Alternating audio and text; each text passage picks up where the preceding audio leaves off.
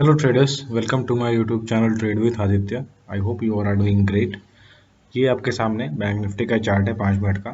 चलिए बात कर लेते हैं, स्टार्ट करते हैं हम लोग इंडेक्स का एनालिसिस पहले बैंक निफ्टी से ही। बैंक निफ्टी के बाद हम लोग फिर निफ्टी पे बात करेंगे। ये सामने आपके सामने जो चार्ट मैंने खोल रखा है ये अप्रॉक्सीमेटली समवेयर अराउंड 12 बजे के आसपास मैंने अपने टेलीग्राम चैनल पर शेयर भी किया था। वहाँ पर मैंने ये कहा था कि जिस तरह का ये स्ट्रक्चर है बहुत ज़्यादा फॉल करता हुआ, मैसिव फॉल करता हुआ नहीं दिख रहा है स्ट्रक्चर। कहाँ पर प्राइस था? समवेयर अराउंड इस जगह पे। एक मिनट, प्राइस कुछ इस जगह के आसपास कहीं पर था। मैंने यहाँ पर लिखा था कि यहाँ से मैसिव फॉल करता हुआ नहीं दिख रहा है, चांसेस है कि ये ऊपर जा सकता है। ठीक है, अब देखो यहाँ पर क्या दिखा था मुझे। अगर 15 मिनट के चार्ट पे आप जाओगे तो आप खुद देखो ये जो स्ट्रक्चर है आपको क्या दिख रहा है। ये स्ट्रक्चर किस तरह का स्ट्रक्चर है? मैंने कई बार समझाया आपको, जब भी इस तरह का एंगल हो, मतलब रेंज नैरो होता जा रहा हो, तो ये फॉलिंग का स्ट्रक्चर नहीं। हाँ, न्यूज़ बेस्ड हो या कुछ और ही मार्केट में चल जाए जो कि प्राइस एक्शन के बेस पे ना हो तो वो अलग बात है। अदरवाइज इसमें क्या होता है, इसमें प्राइस जब भी नीचे से चल रहा है या ऊपर से चल रहा है, कहीं से भी अगर ऊपर से भी चल रहा है तो प्राइस इस तरह से चलता है, आता है, उसके बाद अल्टीमेटली ये ऊपर निकलता है। ठीक है, या फिर अगर ऊपर से आ रहा है तो भी प्राइस, मैंने कई बार फॉलिंग वेज का एग्जांपल दिया है, मैं दिखाऊंगा आपको स्टॉक में एक एग्जांपल जो हमारा सक्सेसफुल भी रहा, और इस तरह से प्राइस ऊपर निकलता है। ठीक है, फॉलिंग वेज का अल्टीमेट रिजल्ट यही होता है। तो फॉलिंग वेज क्या होगा, आप पैटर्न में मत जाओ, मतलब कि जब भी रेंज इस तरह का एक नीचे आ रहा हो, नीचे आने के बाद रेंज छोटा हो जाए तो सेलर्स एग्जॉस्ट हो जाते हैं। ठीक है, उसके बाद इस तरह का मूव आता है। तो अब हुआ क्या यहाँ पर, उसके बाद ये कैंडल आप देख सकते हो, ये कैंडल पहले प्राइस यहाँ से ऊपर गया। यहाँ पर अगर आप देखोगे तो यहाँ पर से प्राइस ऊपर गया 100 पॉइंट के आसपास। 5 मिनट के चार्ट पे ले आता हूँ मैं, देखो यहाँ पर था, इस जगह से ऊपर गया। ठीक है, बट उसके बाद क्या हुआ, यहाँ पर आप देखो ये इस तरह की कैंडल कब बनती है, जब बहुत ज़्यादा बाइंग पोजीशन क्रिएट हो जाती है। मतलब इस तरह का अगर मूव दिखा रहा है तो सब लोग इस पर राइड करना चाहेंगे। तो इस तरह की कैंडल्स जो ये देख रहे हो आप, अगर आप देखोगे इसको 1-2 मिनट पे, तो वहां पे आप देखोगे शार्प फॉल आया था और शार्प रिकवरी तुरंत आ गई। मतलब क्या होता है, ये स्टॉप लॉस हंटिंग का तरीका होता है प्लेयर्स का, बड़े प्लेयर्स का। अगर आप बहुत बड़ा ऊपर में शॉर्ट्स बना देते हो तो कई बार आप देखो एकदम back to back rally straight line में चलती है। सिमिलरली अगर नीचे बहुत ज़्यादा बाइंग पोजीशन क्रिएट हो जाती है तो स्टॉप लॉस कहाँ रखोगे? सपोज आपने बाई किया इस कैंडल पे, तो अपना स्टॉप लॉस यहाँ रखोगे। कुछ और जिनकी कैपेसिटी ज़्यादा होगी वो और नीचे रखेंगे, कुछ लोग और नीचे रखेंगे। तो इन सब का स्टॉप लॉस खाने के बाद मार्केट ऊपर चले, इस तरह से मार्केट काम करता है। ठीक है, तो इसलिए ये कैंडल जो बनी, 1 सेकेंड, ये कैंडल जो बनी, ये कैंडल सिर्फ वही है कि स्टॉप लॉस हंटिंग हुआ, उसके बाद वापस आराम से अच्छा खासा rally, almost one sided rally देखने को मिला हमें। ठीक है, और लास्ट मोमेंट में अच्छा, मतलब एक रेजिस्टेंस के पास क्लोजिंग है, वो मैं डिस्कस कर लेंगे कहाँ पर क्लोजिंग है और क्या एक्सपेक्टेशन रख सकते हैं। अब चलो कल के लिए बात कर लेते हैं। मैं ये ड्राइंग्स पहले हटा देता हूँ और 15 मिनट के चार्ट पे चलते हैं। 1 सेकेंड,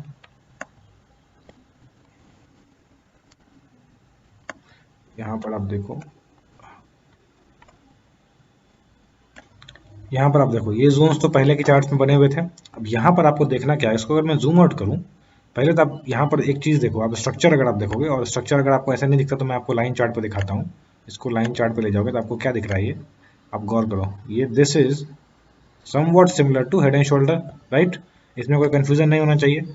अब इसको वापस कैरेक्टरिस्टिक चार्ट पे ले चलते हैं। यस, तो ये इस तरह का, अब ये अगर हेड एंड शोल्डर है, इसका टारगेट कहाँ आता है? एक बार हम लोग देखें, अगर टारगेट सपोज ये पूरा करने के लिए ऊपर निकलता भी है, ब्रेकआउट आता है मान लो नेकलाइन के ऊपर, और टारगेट पूरा करने निकलता है, तो कहाँ पर पहुंचेगा ये टारगेट रफली? तो ये टारगेट जो पहुंचता है वो रफली आपको पहुंचेगा ये जोन जो आप देख रहे हो, ये रेजिस्टेंस, ये रेजिस्टेंस के पास। अब ये रेजिस्टेंस क्या इंपॉर्टेंट है या नहीं है, अगर आप इसको पीछे जाओगे चार्ट में तो आपको दिखेगा कि ये जो यहाँ ब्रेक अवे हुआ था, रफली उसके आसपास ही हमारा ये जोन बन के आता है। ठीक है, यहाँ पर ब्रेक अवे हुआ था, मैंने दिखाया है वीकली जब एनालिसिस मैंने किया, तो यहाँ पर प्राइस ने नीचे तोड़ा, उसके बाद वापस रिटेस्ट करके वापस नीचे नीचे ही ट्रेड करता रहा। अब वापस इसको टेस्ट करने के लिए आ रहा है प्राइस।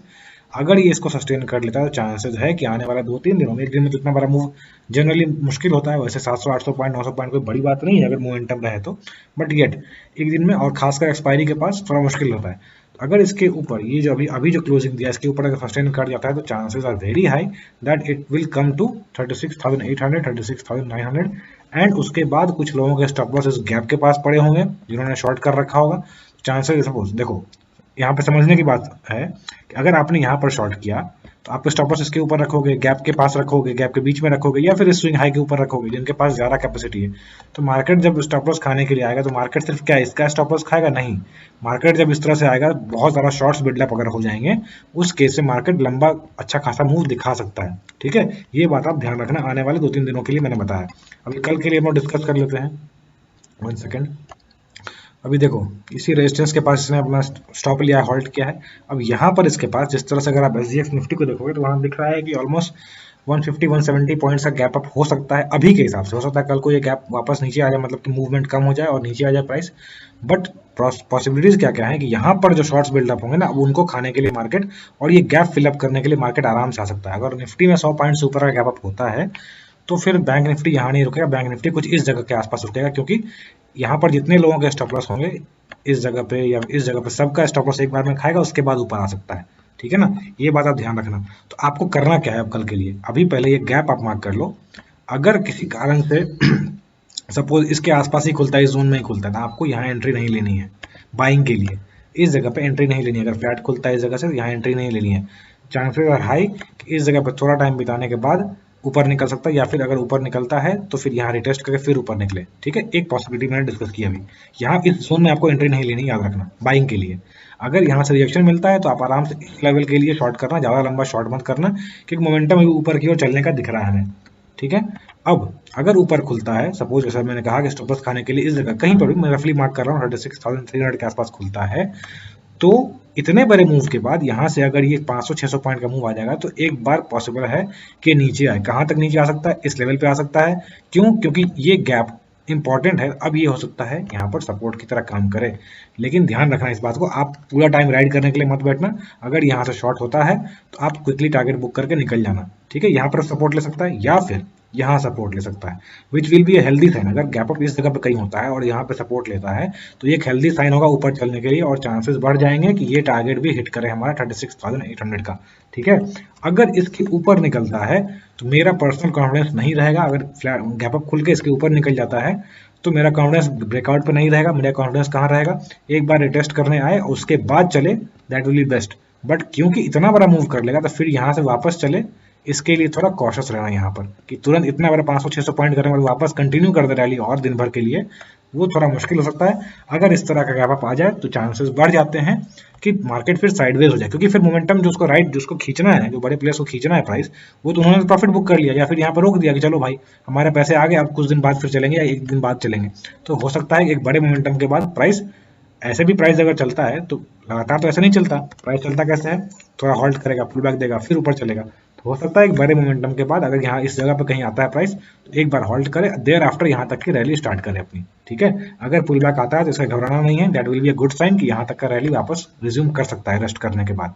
ठीक है ना, ये रही बात इंपॉर्टेंट। आपको कल अगर इसके ऊपर गैप अप में खुलता है तो ध्यान रखना है लेवल्स का। अगर इसके ऊपर निकलता है तो मैं ऊपर के लेवल्स भी मार्क कर देता हूँ, जस्ट ताकि आपको कंफ्यूजन ना रहे। आपके पास इमीडिएटली फिर 36,500 का लेवल रहेगा रेजिस्टेंस। ठीक है, ऑल्दो इतना बड़ा आता हुआ पॉसिबल अभी दिख नहीं रहा, बट ठीक है, गैप अप अगर हो जाता है, मोमेंटम बना रहेगा तो हो सकता है, क्योंकि ये मोमेंटम यहाँ से चालू हुआ है, ये मोमेंटम इस जगह से स्टार्ट हुआ है and it is going good. Swing अच्छा बनाते हुए चल रहा है, तो हो सकता है यहाँ पर आए, फिर इस तरह से कुछ स्विंग बनाए, फिर ऊपर चले। ठीक है, ये बात आप ध्यान रखना। चलो अब बात कर लेते हैं हम लोग निफ्टी के लिए। निफ्टी को अगर आप देखोगे, मैंने आवरली चार्ट खोला है आपके सामने निफ्टी का। ये खोलने का कारण ये आवरली चार्ट कि पहले मैं आपको, ताकि आप लोगों को कैंडल्स वगैरह समझ में आए। मतलब अगर मैं फुल जूम आउट कर दूंगा तो कई लोगों को ये शिकायत होता है कि पता ही नहीं चल रहा कौन से कैंडल है। बट देखो, आपको मेरा पर्पस क्या है कि आपको स्ट्रक्चर समझाना, एक जोन समझाना, आपको एक्जैक्टली पिन पॉइंट नहीं करना कि 17,335.75 के ऊपर निकलेगा तो बाय, इस तरह से नहीं, आपको स्ट्रक्चर समझाना है। उसके अकॉर्डिंगली आपको इनेबल करना है कि आप खुद से ट्रेड ले सको, ये पर्पस रहता है मेरा। अभी देखो ये क्या है, ये रेजिस्टेंस है गैप वाला। यहाँ पर ही बैंक जो निफ्टी है, बैंक निफ्टी है तो क्लोजिंग उसके पास दी, बट बैंक निफ्टी थोड़ा उसके नीचे क्लोजिंग दिया। बट पॉसिबिलिटी क्या है SGX को देखते हुए कि एक बार ऊपर खोले 17,700 के आसपास कहीं पॉसिबल है, सॉरी 17,500 के आसपास। अब ये जोन कहाँ पर है? अगर 170 पॉइंट्स के आसपास का मूव आता है, 170-200 रफली, तो ये कहाँ पर आता है? पहला हमारा ये जोन देख रहे हो 17,600, ये हमारे पास ये गैप फिलअप करने के लिए आ सकता है। और कई बार ऐसा होता है जब मल्टीपल टाइम्स आप रेजिस्टेंस को टेस्ट कर लेते हो या सपोर्ट को टेस्ट कर लेते हो तो फिर ब्रेकआउट या ब्रेकडाउन से प्राइस उसको तोड़ता है। ये बात आप ध्यान रखना। इसके ऊपर 17,600 या रफली मैं कहूँगा 17, अगर ये लेवल इसके ऊपर निकलता है 17,780 या 17,780, तो आराम से आपको 18,300 के लेवल भी देखने को मिल सकते हैं। इसके बीच में कोई रुकावट नहीं दिख रही है। हाँ, डाउन ट्रेंड अगर मेंटेन करना हुआ, इन दैट केस ये हाई को बचा के, ठीक है, इसके नीचे कहीं हाई बना के फिर निकल लेगा नीचे की ओर, ठीक है, ये पॉसिबिलिटी रहेगा। बट फिलहाल मेरे हिसाब से कल करना क्या है आपको, अगर ये गैप अप हो जाता है इस जगह पे तो वेट कर लेना, अगेन इस जोन में एंट्री मत लेना ब्रेकआउट पे, ठीक है। अगर यहाँ से रिजेक्शन मिलता है तो देखना कि अच्छा खासा कन्वर्जन मतलब कंफर्मेशन मिल रहा है कि नहीं, क्योंकि पॉसिबिलिटी है मोमेंटम कंटिन्यू करने के लिए एक बार ऊपर निकल जाए। और कहाँ तक के लिए निकलेगा, हमारे पास इंपॉर्टेंट रेजिस्टेंस कल के लिए सबसे इंपॉर्टेंट रेजिस्टेंस ये है 17,780 यानी 17,800 17,780 का, ये इंपॉर्टेंट रेजिस्टेंस रह सकता है कल के लिए, ठीक है ना।